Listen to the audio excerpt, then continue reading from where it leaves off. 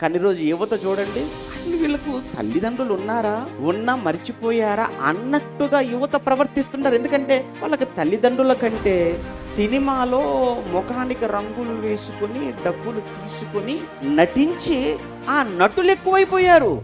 ఏమంటే వాళ్ళు హీరోలట.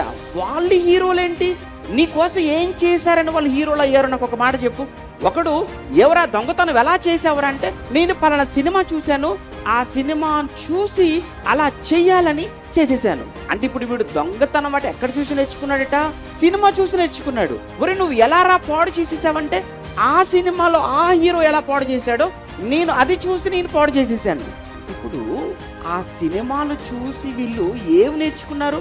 ఒకడు దొంగతనం ఎలా చేయాలో నేర్చుకున్నాడు, ఒకడు ఒక అమ్మాయిని ఎలా పాడు చేయాలో నేర్చుకున్నాడు. అటువంటప్పుడు ఈ సమాజాన్ని పాడు చేయటంలో పాత్రికులైనటువంటి వారిని హీరోలు అని యువత అనుకోవడం ఉంది చూసారా? ఇదే దరిద్రం. వాళ్ళు ఎలా హీరోలు అవుతారు? ఏం చేశారు? దేశం కోసం పోరాడారా? సమాజ క్షేమం కోసం ఏమైనా పోరాడారా? పోనీ నీ కోసం ఏమైనా చేశారా? చెప్పు, నీ కోసం ఏమైనా చేశారా? నీ కోసం నువ్వు పుట్టినప్పటి నుంచి ఇప్పటి వరకు నీ కోసం ఎండలో కష్టపడింది, ఎండలో చెమటోడ్చింది, నీ కోసం తన రక్తాన్ని ధారపోసింది, నీ కొరకు తను చిరిగిన బట్టలు వేసుకొని నీకు మంచి బట్టలు కొనిచ్చిన నీ తండ్రి, అతను కదరా హీరో నీకు.